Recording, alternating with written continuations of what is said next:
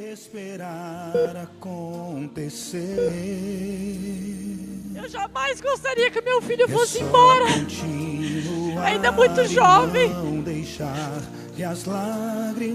Senhor sabe quanto está doendo, quanto a minha alma está doendo. Mas de qualquer forma, para a vida ou para a morte, eu te entrego, Jesus. Que seja feita a tua vontade. Na hora que eu considero mais difícil da minha vida, eu tenho 50 anos. Foi a hora, o momento mais difícil da minha vida, mais doloroso. Eu pude contar com o nosso Deus. Eu pude contar com Jesus.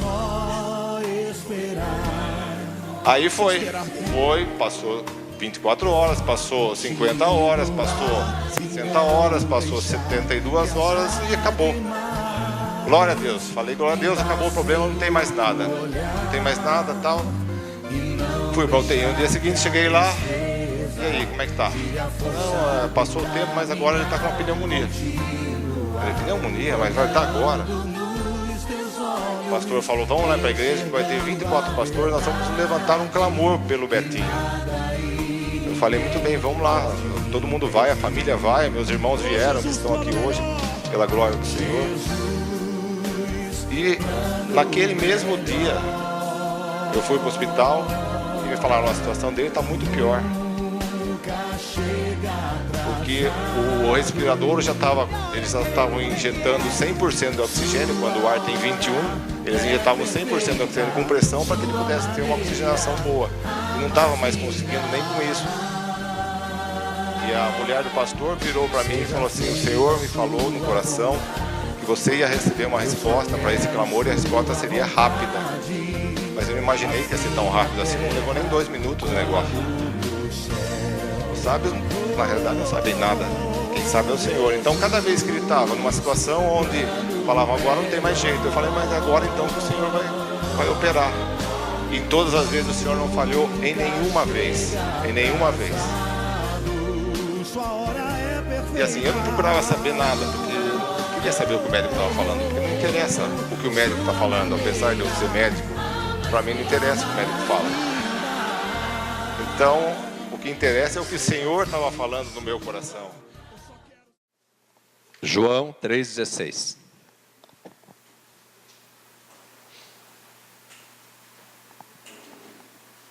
Todos acharam? Vamos ler todos juntos, amados. Nos diz a palavra de Deus. Porque Deus amou o mundo de tal maneira que deu o seu Filho unigênito, para que todo aquele que nele crê não pereça, mas tenha a vida eterna. Amém? Os amados podem sentar-se.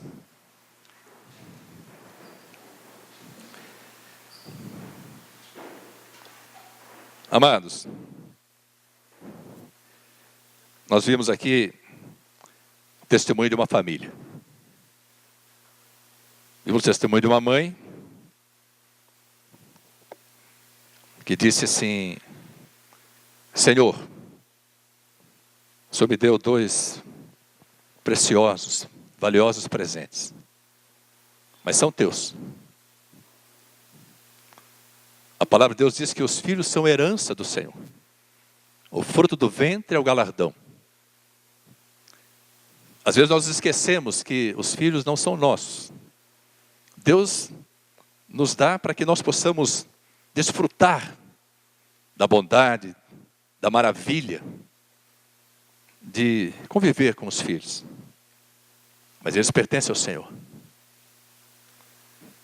Quando nós colocamos nossos filhos nas mãos de Deus, como foi o testemunho dos pais, da irmã, dele, Betinho, nós estamos dizendo para Deus, a vida é tua, tu és o autor da vida, a ti pertence. Mas nós sabemos, amados, o irmão Beto dizia ainda há pouco assim, que era como se algo fosse arrancado dele, uma parte da carne houvesse sido arrancada.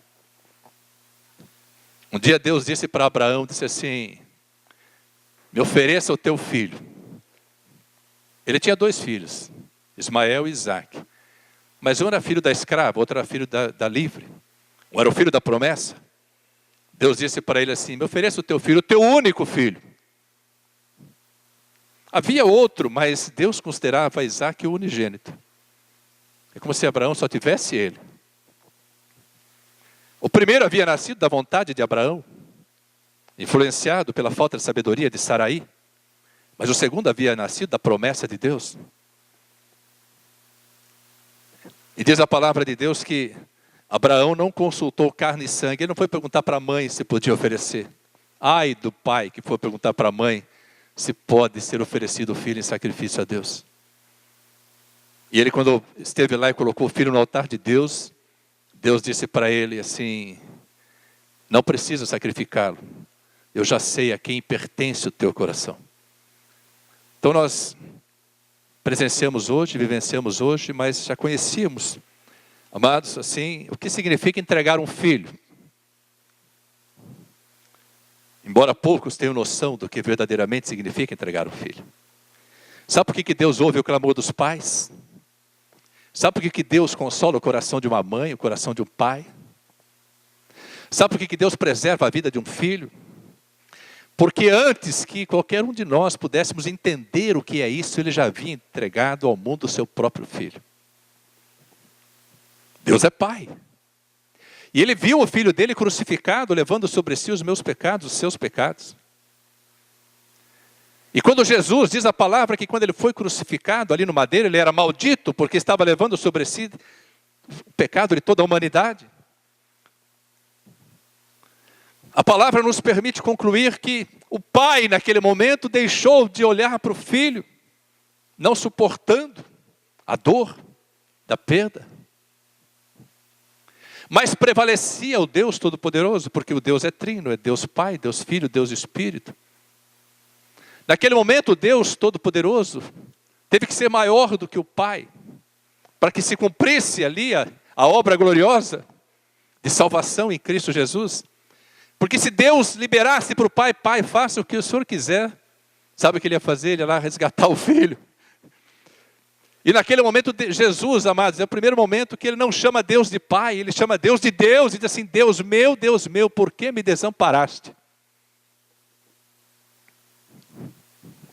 Aí o Deus libera o poder do Pai, para consolar o coração daquele filho que estava morrendo por minha causa e por sua causa.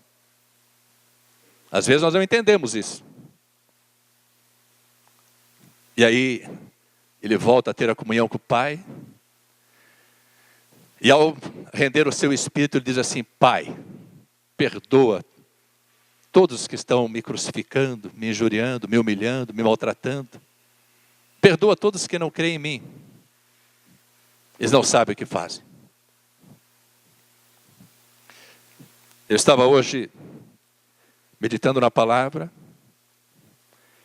E evidentemente, amados, sabendo que nós teríamos este culto, que nós contemplaríamos este milagre, eu comecei a buscar do Espírito de Deus a direção, para que Deus me desse a palavra para trazer para vocês hoje. E evidentemente, em gratidão a Deus, nós estamos exatamente no mês de ação de graças. Nós temos aí dos 12 frutos produzidos neste ano, este mês é exatamente o fruto de gratidão. Fruto de gratidão. Falei: Senhor, eu gostaria de falar de milagres. Tem tantos milagres que Jesus fez. De qual milagre o Senhor quer que eu fale? De qual milagre? E Deus falou comigo sobre vários milagres. Mas hoje Ele confirmou a palavra, disse: é deste milagre que você vai falar. Do milagre da salvação. Do milagre da vida eterna. Você vai falar da situação de um pai que viu o seu filho sendo oferecido em sacrifício por todos. E que ao oferecer o seu filho e vê-lo sepultado, pôde ver também o milagre da multiplicação da semente, porque eu e você somos fruto da preciosa semente chamada Jesus. Nós somos esse fruto bendito. Quando Jesus traz esta palavra, Ele traz esta palavra, que Ele mesmo fala disso. Ele traz essa palavra para Nicodemos, que era um príncipe dos judeus. Martinho Lutero, ele diz que esse versículo, João 3,16, ele é a Bíblia em miniatura. Ele falava, né, que Deus concentrou toda a Bíblia nesse único versículo. Deus amou o mundo de tal maneira que deu o seu Filho unigênito para que todo aquele que nele crê, presta atenção, amados. O Senhor me revelou hoje à tarde, eu meditando nessa palavra, eu comecei a chorar. Tantas vezes já li esse versículo, tantas vezes já tomei consciência disso, mas hoje o Senhor falou poderosamente comigo. Diz assim, não é aquele que nele crer, ou que nele creu.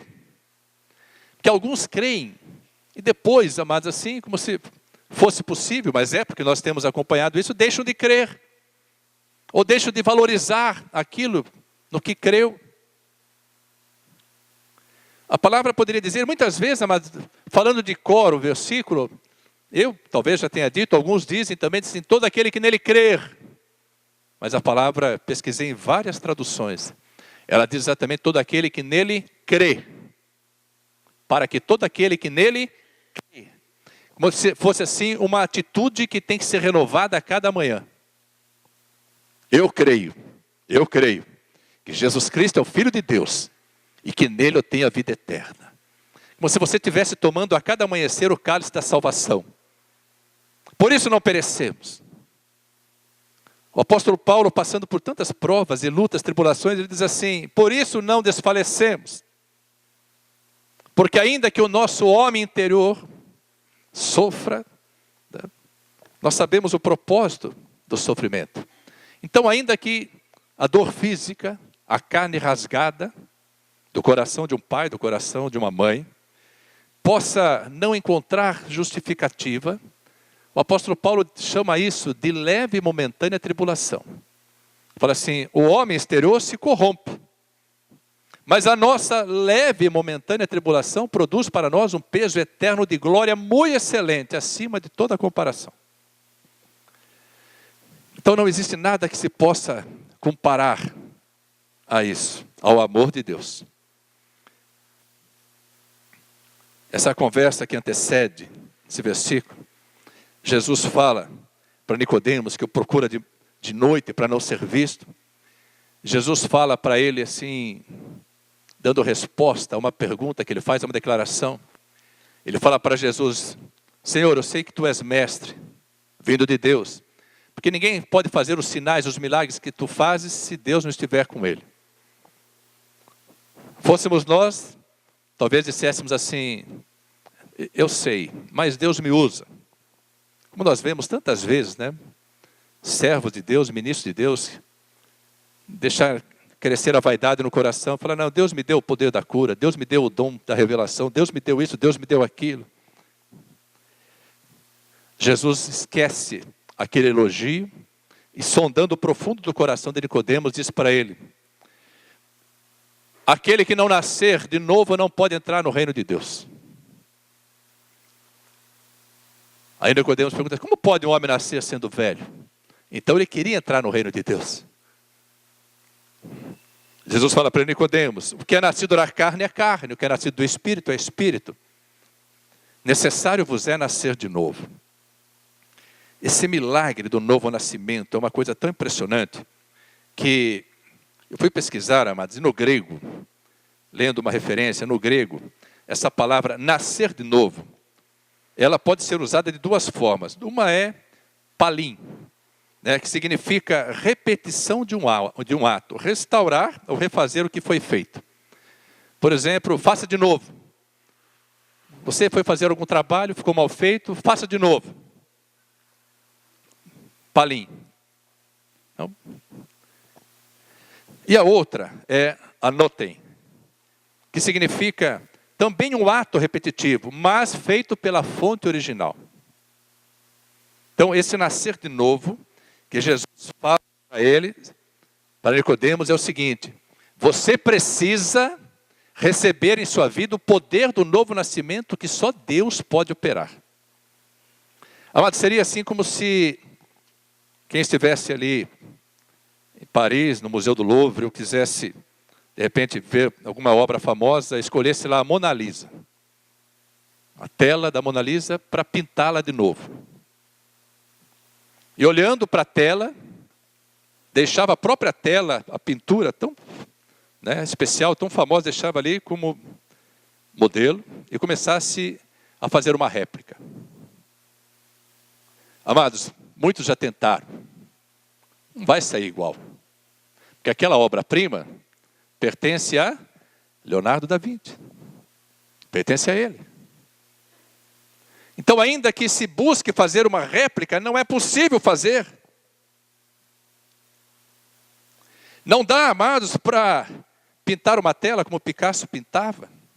Não dá para jogar futebol como Pelé jogava. Pode ser imitado, mas não é o original. Não dá para tentar fazer a Mona Lisa e torná-la tão famosa, tão valiosa quanto a original. Não é possível. Porque aquela obra-prima tem um autor. E Jesus está falando para Nicodemos, você e todos nós precisamos voltar a ser a obra-prima do amor de Deus. Aquele que foi criado sem pecado, aquele que foi criado na inocência, na pureza. Aquele que passeava pelo jardim do Éden, na viração do dia, ouvia a voz do Senhor. Nascer de novo na presença de Deus significa isso. Deus recria, restaura, Ele que fez é a fonte do poder original. O homem foi criado à imagem e semelhança de Deus. Quando o homem pecou, ele perdeu a imagem, ficou só com a semelhança. Ficando só com a semelhança é parecido, mas não é igual. Os nossos filhos são parecidos conosco, mas não são nós. Olha, é a cara do pai, é a cara da mãe.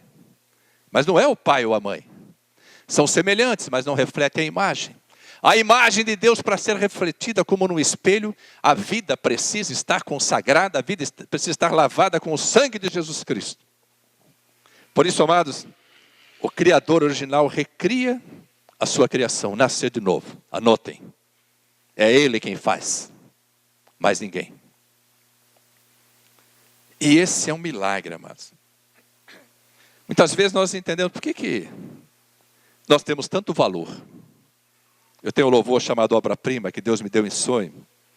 E Deus, antes de me dar o louvor, ele em sonho me disse assim: você, referindo-se ao homem, você é obra-prima do amor de Deus. Então, quando somos renascidos novamente, nós somos restaurados como a verdadeira e inigualável obra-prima do amor de Deus. Talvez você nem se aperceba disso. Talvez no corre-corre, no dia a dia, talvez envolvido com tantas coisas, você acabe se esquecendo da dimensão desse amor. Muitas vezes nós ficamos nos lembrando dos grandes milagres de Jesus Cristo. Existem 3 grandes milagres de Jesus que a ciência não consegue aceitar e não consegue explicar.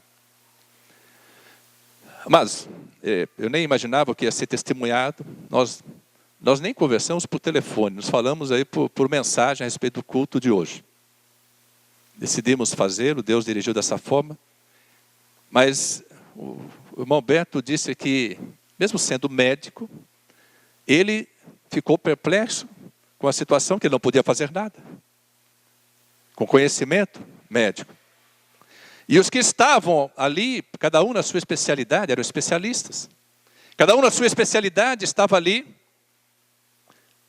cumprindo, realizando aquilo que tem competência para realizar, mas chegaram a dizer: nós não temos mais o que fazer. Amados, o nosso Deus é um Deus que confunde a ciência. Ele confunde a ciência. Os 3 grandes milagres de Jesus Cristo que a ciência não consegue explicar, não aceita, mas já existem comprovações e nós sabemos e temos visto isso. O primeiro grande milagre foi transformar água em vinho. Amados, você pode transformar vinho em água com a maior facilidade. Você pode transformar tantas coisas, extrair água de tantas coisas. Mas quando ele transformou água em vinho, amados, um negócio assim inexplicável, inconcebível do ponto de vista científico, ele deixa um recado claro para mim e para você: eu vim para transformar. Quando nascemos de novo, somos transformados pelo poder de Deus. Quando Deus faz nova todas as coisas, Betinho, Deus transforma pelo poder. Deus opera. Não ficam marcas, as marcas que ficam são apenas para testemunho. Existem marcas na minha vida que me acompanharão até o dia que eu for recolhido. Mas que são testemunhos poderosos de Deus para a minha vida e para aqueles que me rodeiam. Que ouvem o testemunho, conhecem o testemunho, sabe por quê? Porque a glória de Jacó está em Israel. Amados, foi a transformação que Deus fez em Jacó que o capacitou a se tornar Israel. Mas ainda que Jacó tenha sido um nome trazido como aquele que usurpa, usurpador, enganador, e Israel seja príncipe de Deus, Deus, quando refere-se à descendência israelita e aos patriarcas, ele diz assim, eu sou o Deus de Abraão, o Deus de Isaac e o Deus de Jacó. Deus não se envergonha de Jacó, pelo contrário. Ele fala assim, Israel está aqui porque eu transformei a vida de Jacó. Assim é comigo com você. O segundo grande milagre foi multiplicar pães e peixes. Amados, Deus multiplica sementes. E para que a semente seja multiplicada, ela tem que ser lançada na terra. Mas Deus pegou aquelas sementes de pães e sementes de peixes e multiplicou. Poderosamente. É impressionante que Jesus ia partindo o pão. Ele partia o pão e dava. Ele só cortava pela metade. Ele partia o pão e dava, partia o pão e dava. Aí os discípulos iam partindo e alimentando, e alimentaram uma multidão. E ele fez isso 2 vezes. O terceiro milagre que a ciência não explica é a ressurreição de Lázaro. Lázaro ressuscitou ao 4º dia. Amados, o poder das trevas, feitiçaria, bruxaria, tantas coisas aí que exaltam o poder de Satanás. Existe comprovação de que até o 3º dia eles conseguem trazer a vida pelo poder de Satanás, aquele que está morto. Mas passou do 3º dia, não consegue mais. Por isso Jesus se atrasou um dia a mais. Porque se ele tivesse ressuscitado no 2º dia, o 3º dia, Lázaro poderia ter dito assim, isso aí, como fizeram os magos e os encantadores do Egito perante os milagres que Moisés fazia pelo poder de Deus. Faraó dizia assim, transformar água em sangue, ferir de sangue, água do Nilo, os magos também fazem. Fazer a vara, cajados, transformar em cobra, os magos também fazem. Mas o dia que Deus deu uma ordem para Moisés, agora transforma todo o pó da terra em piolhos. Os magos tentaram fazer o mesmo e não conseguiram. E Faraó falou, o que é isso? Eles disseram, nós não sabemos, isso só pode ser o dedo de Deus. Eu quero dizer para você, você está aqui hoje porque o dedo de Deus tocou a tua vida. Deus tocou a vida de Lázaro no 4º dia para ressuscitá-lo, fazendo cair por terra toda a convicção das trevas, porque nele está a vida, nele reina a luz. Amados, esses 3 milagres são tremendos, e eu quero dizer para você e perguntar para você, você crê que Jesus transformou a água em vinho? Quem crê, fala amém. Você crê que ele multiplicou pães e peixes? Você crê que Lázaro ressuscitou ao 4º dia? Você já tirou a pedra do seu coração para crer nos milagres? Não? Você ainda tem pedra no coração e não crê em milagres? Se você já tirou a pedra, fala glória a Deus. Sabe o que significa isso, amado? Deus opera milagres para que nós possamos crer que Ele está vivo e continua operando poderosamente. Ele continua a operar poderosamente. A única preocupação que Deus tem é que, ainda que vivamos os milagres, muitas vezes nos esquecemos do milagre. Amados, olhando assim para a igreja hoje, eu consegui contabilizar, assim, pensando umas 40 vidas que não estão aqui hoje. É tempo de férias, é tempo de passeio, é tempo de tanta coisa, mas todo tempo é tempo de louvar o Senhor. Todo tempo é tempo de estar na presença do Senhor. Nós sempre temos praia, nós sempre temos festa, sempre temos tantas coisas para celebrar, mas nem sempre temos, amados, a oportunidade de estar na presença do Senhor e contemplar o milagre como contemplamos hoje. Por isso o salmista diz assim, alegrei-me quando me disseram, vamos à casa do Senhor. Por isso foi ministrado hoje, grandes coisas fez o Senhor por nós, por isso estamos alegres. Amados, sabe por que Deus não permitiu, o Espírito Santo não permitiu que eu falasse de um milagre, de 2 ou de 3, apenas citasse, para você entender que nós nos esquecemos dos milagres. Já vimos que Deus não se esquece de nós, mas nós esquecemos dele. Quantos aqui já viveram milagres? Além do que nós vimos hoje, quantos aqui já viveram? Glória a Deus. 2 milagres. Quantos aqui já viveram 2 milagres assim? Quantos já viveram 2 milagres? Um milagre. Mais milagres. Quantos já viveram mais milagres aí? Glória a Deus. Mas um único milagre seria suficiente para nós nunca mais nos afastarmos do Senhor. Estou certo? Por que nos afastamos? Por que somos às vezes como os 9 leprosos? Amados, Jesus fez milagres lá junto com os discípulos, que até hoje a ciência não consegue explicar, ninguém consegue entender. Abra sua Bíblia no Evangelho de Marcos.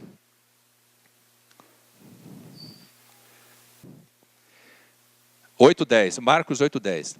E entrando logo no barco com os seus discípulos, foi para as partes de Dalmanuta. E saíram os fariseus e começaram a disputar com ele, pedindo-lhe para o tentarem um sinal do céu. E suspirando profundamente seu espírito, disse: por que pede essa geração um sinal? Em verdade vos digo que a essa geração não se dará sinal algum. E deixando-os, tornou a entrar no barco e foi para outra banda. E eles se esqueceram de levar pão, e no barco não tinham consigo senão um pão.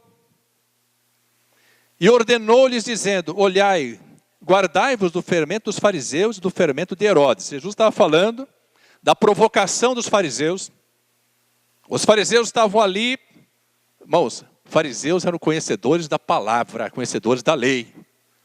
Israelitas, nobres, que dirigiam o povo, os que ministravam na sinagoga, junto com os escribas.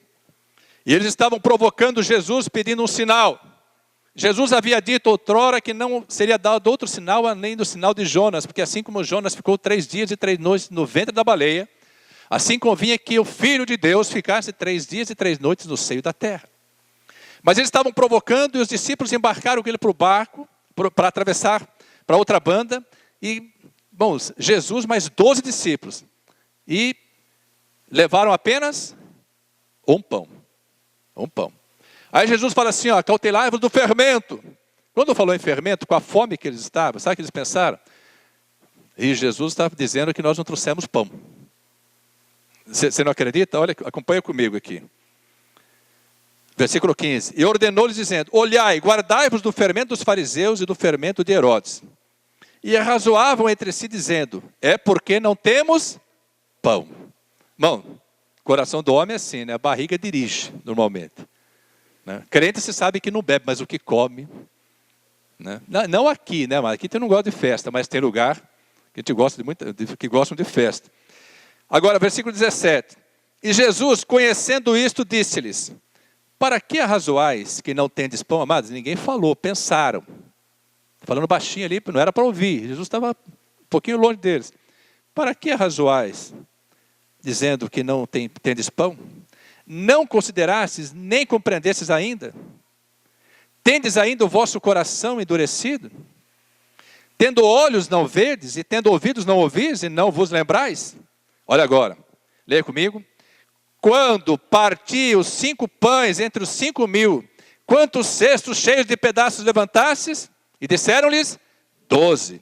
E quando parti os 7 entre os 4.000, quantas alcofas cheias de pedaços levantastes? E disseram-lhe: 7. E ele lhes disse: como não entendeis ainda, amados? É por isso que Deus ordenou que eu falasse do maior de todos os milagres. Para que você se lembrasse que muito antes de você viver o milagre, Deus já ofereceu o Filho dele por amor a você. Deus já ofereceu. Amados, nós somos normalmente um povo ingrato a Deus. Ingrato. Recebemos, valorizamos no momento, damos testemunho. E depois, vazamos. Deus tem abençoado poderosamente. Deus tem aumentado o meu salário. Deus mudou meu emprego. Deus me promoveu, glória a Deus por isso. E o que você tem feito? Eu tenho passeado, eu tenho viajado, porque afinal de contas Deus me deu tanto dinheiro que se eu não viajar, dinheiro é para gastar. Eu estou indo na igreja uma vez por mês e já, irmão, está de ótimo tamanho, glória a Deus, estou passeando, estou navegando, estou viajando, estou indo, fazendo, amados. Nós nos esquecemos dos milagres, como os discípulos se esqueceram, amados. Qual dificuldade que Jesus teria para alimentar os 12 com um único pão? Alimentou milhares com 5, milhares com 7. Amados, qual a dificuldade que Deus tem para continuar operando milagres em minha vida e na sua vida? Nenhuma, Ele é o Deus do impossível. Ele, amados, para Ele não custa, Deus não se esforça, Deus não transpira, Deus não sua para fazer milagre. Deus faz assim, o milagre acontece. Deus assopra e a terra estremece, diz a palavra. Os céus e a terra manifestam a glória do Senhor. Amados, fazer milagre para Deus, sabe o que é? É coisa natural, faz parte da natureza de Deus operar milagres. Como faz parte da natureza do homem esquecer-se dos milagres. Como faz parte da natureza do homem não ser grato a Deus. Amados, nós nos esquecemos, nós nos distanciamos da presença de Deus. Nós não cumprimos muitas vezes o chamado que Deus tem para nós. Nós não cumprimos o ministério que Deus tem para nós. Porque estamos, amados, assim, envolvidos com tantas coisas e não temos tempo para Deus. Nós estamos no barco, Jesus está conosco. Temos um único pão e ficamos pensando, Deus se esqueceu de mim, Deus não vai operar milagre. Eu quero dizer para você, não há dificuldade alguma. Não existe obstáculo ou imposição ou dificuldade que possa impedir Deus de operar, porque Ele diz assim, operando eu, quem impedirá? Não existe, amados, não existe. O que existe são corações endurecidos, corações que estão endurecidos porque não percebem, amados, que Deus é poderoso para fazer abundantemente mais. E às vezes fugimos da presença de Deus, nos distanciamos da presença de Deus, como aquela vaca que enfiou o focinho na lata de tinta, sabe como é isso? Aquela vaca enfiou o focinho na lata de tinta, ali, e aí grudou, né? Travou ali o focinho dela. Aí ela ficou com os olhos de fora, e a lata aqui, ó, e ela os olhos de fora, olhando. Aí, amados, aí vieram os donos, o fazendeiro veio para tirar a lata do focinho. Ela olhou o fazendeiro vindo e falou assim, deve vir outra lata, e fugiu. O fazendeiro queria ajudar, ela fugia, irmão, sumiu a vaca. Foram atrás dela, foram 2 dias para achar a vaca. Porque estava com a lata no focinho, ela não conseguia respirar direito, não conseguia comer a vaca. Só acharam ela porque ela cansou, ficou sem comer, sem beber água, nada, cansou, ficou na beira do caminho. Aí quando encontraram ela, já não tinha reação mais para caminhar, para fugir, para correr.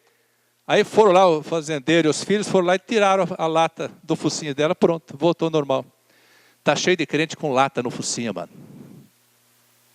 Está cheio de crente com lata no focinho, fugindo da presença de Deus. Não está percebendo que está se esvaindo, está se definhando, não está percebendo. Se esqueceu dos milagres, deixou a casa do Pai, se distanciou. O coração já está em Jericó, o corpo, os pés estão em Jerusalém, mas o coração está em Jericó. Está descendo ribanceira abaixo, porque de Jerusalém para Jericó você tem que descer. Aí está descendo ali, está sendo assaltado pelo inimigo, está sendo ali, amados, açoitado pela circunstância adversa, mas a lata está no focinho. Não quer que ninguém chegue perto, não quer nem ouvir falar de igreja, não quer ouvir falar da palavra, de culto de oração, de escola bíblica dominical, não quer. Amados, nosso coração é ingrato, se distancia do Senhor com uma facilidade. E eu vi que todos aqui já levantaram as mãos. Nós já vivemos e presenciamos milagres. Mas o maior de todos, amados, é o milagre que faz com que os nossos corações se quebrantem. E nós possamos glorificar a Deus. E possamos permanecer na presença dEle. Ele já nos tirou do charco de lodo, do lamaçal de pecado. Colocou os nossos pés sobre a rocha e mais do que isso, Ele quer firmar os nossos passos. Amados, Deus amou o mundo de tal maneira que deu o seu Filho unigênito. Não tem como explicar esse amor. Não tem como explicar esse amor. Se você pudesse entender o que significa esse amor, e nós vimos uma parte desse amor hoje sendo manifestado pelo testemunho da mãe, do pai, do Betinho, nós vimos uma parte desse amor.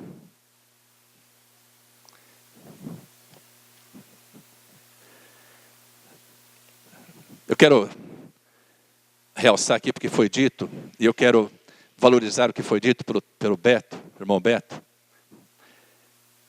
Amados, quando nós falamos algo, ou escrevemos algo, ou fazemos algo, o inimigo vê. Quando nós dizemos assim, eu sei que desagrada a Deus, mas vou fazer, porque me agrada. O diabo pega aquilo e a sua vida vira literalmente um inferno. Quando você diz que vai colocar o filho, o pai, a mãe, a mulher, o marido, o irmão, a irmã, o dinheiro, o carro, a fazenda, a praia, seja o que for, à frente de Deus, Deus sai da sua vida, porque Deus não fica em segundo lugar. Deus só ocupa o primeiro lugar. Ele é o Deus Todo-Poderoso. Então tome cuidado com aquilo que você fala, tome cuidado com aquilo que você escreve, tome cuidado com aquilo, né, que você faz. Cuidado por onde pisam os teus pés, cuidado com aquilo que o teu ouvido ouve. Cuidado. O inimigo está ao derredor rugindo como leão, buscando a quem possa tragar. Graças a Deus, nós temos um Deus que quando o nosso coração se prostra e se quebranta diante dele, ele não rejeita e continua amando e traz vitória para o louvor e a glória dele mesmo, em nome de Jesus. É por isso que falar desse milagre da salvação, o maior de todos os milagres, é fazê-lo lembrar que você não precisa viver num mundo que é endurecido, que é cruel, nós sabemos disso, com um coração endurecido. Você está no mundo, mas não pertence ao mundo. Você foi resgatado do mundo e trazido para o reino da maravilhosa luz do Senhor. Por isso você é especial. Por isso você pode louvar a Deus dizendo assim, quão grande é o meu Deus. Você pode louvar, você pode glorificar a Deus. Quando o nosso louvor sobe ao trono da glória, Deus derrama poder sobre as nossas vidas. E eu quero dizer para você, meu amado, foi por você que Jesus morreu. Foi por mim que ele morreu. Foi por nós que Deus demonstrou esse amor tão grande. Sabe por quê? Porque você, ainda que você não compreenda, ainda que você não entenda bem como ocorre isso, você é e continua a fazer parte de um plano maravilhoso de Deus. O que Deus tem para você, ele diz, são planos de bênçãos, planos de paz, planos de vitória, planos de bem, para dar o fim que você deseja. A sua vida é especial. Você é obra-prima do amor de Deus. Você faz parte do plano de Deus. Se hoje nós continuamos vivos, se temos vivido e contemplado milagres, é porque Deus ainda tem obra para realizar através das nossas vidas. E a nossa vida é separada para o louvor e a glória dele. Você é e faz parte de um plano inigualável de Deus. Você é especial. Você crê nisso? Receba sobre a sua vida esse poder. Deus olha para a tua vida. Ele conhece o teu clamor, inclusive os silenciosos. Porque ele é o Deus que ouve, ele é o Deus que vê, é o Deus que tudo sabe.